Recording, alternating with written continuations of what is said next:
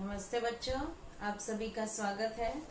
आज हम पाठ 16 आनुवंशिकता और परिवर्तन यही पाठ कंटिन्यू कर रहे हैं। आज हम पढ़ेंगे एक जनुक के उत्परिवर्तन के कारण होने वाले रोग कौन कौन से हैं। एक जनुक के उत्परिवर्तन के कारण या एक जनुकीय विकार भी इसको कहते हैं। ये काय के कारण होते हैं? कोई सामान्य व्यक्ति है और उसके जो जनुक होते हैं उसमें उत्परिवर्तन हो जाता है। जनुक में मतलब उत्परिवर्तन मतलब अचानक परिवर्तन हो जाता है। जनुक में अचानक परिवर्तन या उत्परिवर्तन होने के कारण जो रोग होते हैं उन्हें एक जनुकीय विकार कहते हैं। इस प्रकार के लगभग 4000 से भी अधिक मानवीय विकारों की जानकारी अभी तक प्राप्त हो चुकी है। मतलब एक जनुकीय विकार कितने हैं? 4000 जो है जनुकीय विकार होते हैं। कितने लोगों को तो मालूम भी नहीं होता है कि जनुकीय विकार हमें है। सदोष जनुकों के कारण शरीर में उन जनुकों द्वारा जो बनने वाले उत्पादित नहीं बनते हैं या अल्प मात्रा में बनते हैं। चयापचय या उपापचय के इस प्रकार के जन्मजात विकार कम उम्र में जानलेवा साबित भी हो सकते हैं। इस प्रकार के रोगों के उदाहरण कौन से हैं? टचिनसंस रोग है, हेसेक्स रोग है, गैलेक्टोसेमिया, फेनिलकीटोनमेट और दात्र कोशिका रक्ताल्पता जिसे सिकल सेल एनीमिया कहते हैं, सिस्टिक फाइब्रोसिस और रंजकहीनता, हीमोफीलिया, रतौंधी, ये सारे रोग होते हैं। इसमें से आज हम अभी देखेंगे रंजकहीनता। रंजकहीनता जो है ये एक जनुकीय विकार है। इस विकार में शरीर में जो मेलानिन नामक रंजक द्रव्य तैयार ही नहीं होता है। आंखें जो है या त्वचा, बालों का रंग आपने देखा होगा, सफेद सफेद त्वचा जो है दिखाई देती है, आंखों का रंग, बालों का, त्वचा पर।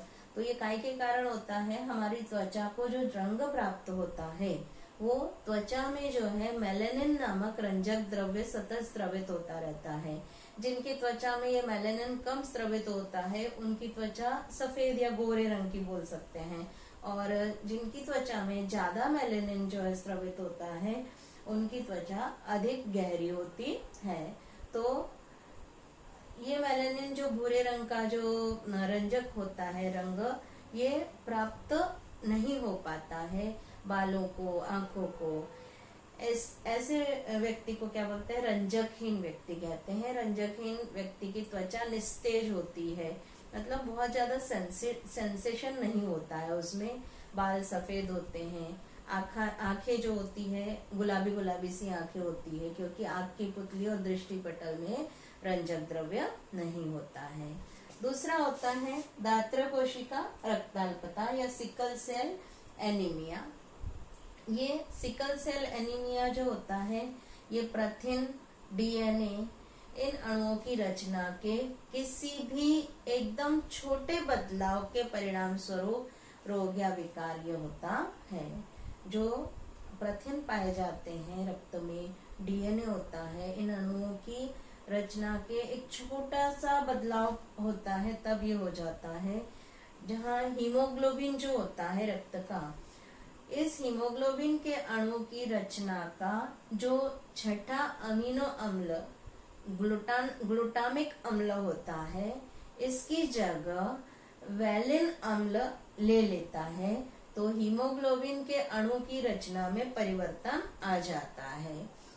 हीमोग्लोबिन के अणु में जो छठा अमीनो अम्ल जो ग्लूटामिक अम्ल होता है, इसकी जगह वैलिन अम्ल ले ले तो हीमोग्लोबिन के अणु की रचना में परिवर्तन आ जाता है। इसी कारण लाल रक्त कणिकाओं का जो ऐसे उसकी जो गोल अंडाकार जो रचना होती है, तो इसकी आकार कैसा हो जाता है? हंसिए के समान हो जाता है।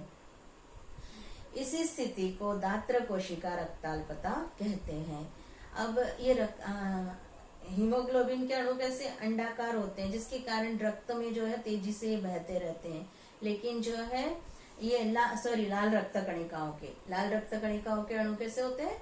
अंडाकार होते हैं। तो अंडाकार होने के कारण वो रक्त में लुढ़कते रहते हैं, नलिकाओं में लुढ़कते रहते हैं, रक्त वाहिनियों में। लेकिन उसकी जगह उसका आकार कैसा हो जाता है, लाल रक्त कणों का हंसिए के आकार का हो जाता है, जिसके कारण जो है रक्त के प्रवाह में बाधा उत्पन्न होती है। इस रोग से बाधित व्यक्तियों में हीमोग्लोबिन की ऑक्सीजन का वहन करने की क्षमता जो है कम हो जाती है। इस स्थिति में कई बार लाल रक्त कणिकाओं की गुठली बन जाती है और वे नष्ट हो जाती है। इसके कारण रक्त वाहिनियों में रुकावट उत्पन्न होती है। रक्त परिसंचरण संस्थान, मस्तिष्क, फेफड़े, वृक्क, इसको भी क्षति पहुंचती है, क्योंकि वो हंसिए के आकार का होने के कारण क्या होते हैं, अड़कते हैं। ये रोग अनुवांशिक होता है। निषेचन के समय जनुकीय बदलाव के कारण ये रोग होता है। और माता या पिता दोनों सिकल सेल पीड़ित या वाहक हो तो बच्चों को भी जो है ये रोग हो सकता है। इस कारण समाज के जो सिकल सेल पीड़ित या सिकल सेल वाहक व्यक्तियों का आपस में विवाह जो है टालना बेहतर होता है। अब सिकल सेल बीमारी के दो प्रकार होते हैं। सिकल सेल वाहक, जिसे AS कैरियर कहते हैं, और सिकल सेल पीड़ित व्यक्ति जो होता है उसे SS सफरर कहते हैं। सिकल सेल वाहक व्यक्ति को क्या बोलते हैं, AS, और सिकल सेल पीड़ित व्यक्ति को SS कहते हैं। अब सिकल सेल रोगी की पहचान और लक्षण क्या है। हाथ पैरों पर सूजन आती है, जोड़ों में दर्द होता है, असहनीय शरीर में वेदना होती है, सर्दी खांसी बार बार होती है, शरीर में थोड़ा बुखार भी हो सकता है, जल्दी थकावट हो जाती है, त्वचा जो है निस्तेज दिखाई देती है और हीमोग्लोबिन कम होता है। यहाँ पर देखिए बच्चों, रंजकहीनता से बाधित बच्चे की चित्र दिखाया गया है कि रंजकहीनता से बाधित बच्चा कैसा दिखाई देता है। इसकी आंखें कैसी दिखाई देती हैं, गुलाबी आंखें दिखाई देती है, निस्तेज त्वचा, सफ़ेद बाल दिखाई देते हैं।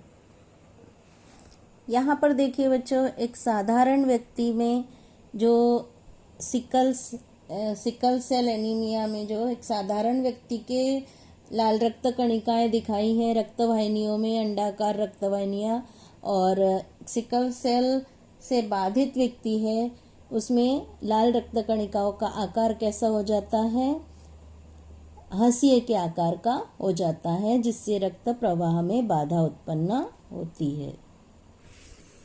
यहाँ पर बच्चों आपकी किताब में एक सारणी दी हुई है। सिकल सेल रोग इस प्रकार होता है। सामान्य व्यक्ति के लिए जो है AA है, और चालक व्यक्ति जो होगा, कैरियर जो होगा, उसके लिए AS, और पीड़ित व्यक्ति के लिए SS दिया हुआ है। स्त्री पुरुष दोनों के लिए दिया है। सिकल सेल और संतान का जन्म, अगर जो है माता पिता दोनों सामान्य हो तो संतान निरोगी होगी। माता पिता में से एक सामान्य एक वाहक हो तो संतान के सामान्य या वाहक होने की संभावना आधी 50-50% होगी। अगर माता पिता दोनों में से एक सामान्य और एक पीड़ित हो तो संतान वाहक होगी, और माता पिता दोनों वाहक हो तो संतान के सामान्य होने की केवल 25% ही आशा होती है। पीड़ित होने की 25% और वाहक होने की 50% आशंका होती है। मतलब बाद में पीड़ित हो सकता है व्यक्ति। माता पिता में एक वाहक और एक पीड़ित हो तो संतान के वाहक होने की 50% और पीड़ित होने की 50% आशंका होती है। माता पिता दोनों पीड़ित हो तो संतान पीड़ित ही होती है। इसीलिए जो है सिकल सेल राष्ट्रीय ग्रामीण आरोग्य अभियान के अंतर्गत सभी जिला अस्पतालों में सिकल सेल निदान की सोल्यूबिलिटी टेस्ट की सुविधा है। उसी प्रकार ग्रामीण और उप जिला अस्पतालों में इलेक्ट्रोफोरेसिस ये निश्चित निदान करने की जांच की जाती है। इसका यहाँ पर देखो, सिकल सेल बाधित बच्चे का हाथ किस तरह से होगा, ऐसा फूला हुआ हाथ रहता है और हाथ का रंग भी कुछ अलग ही होता है। इसका उपाय क्या है? ये बीमारी प्रजनन द्वारा ही प्रसारित होती है, इसलिए शादी के पूर्व या बाद वधू और वर दोनों की रक्त की जांच करवाना आवश्यक है। सिकल सेल वाहक पीड़ित व्यक्ति को दूसरे वाहक पीड़ित व्यक्ति से विवाह करना टालना चाहिए। सिकल सेल पीड़ित व्यक्ति को प्रतिदिन फॉलिक एसिड की 1 गोली खाना चाहिए। आज बच्चों इतना ही। धन्यवाद।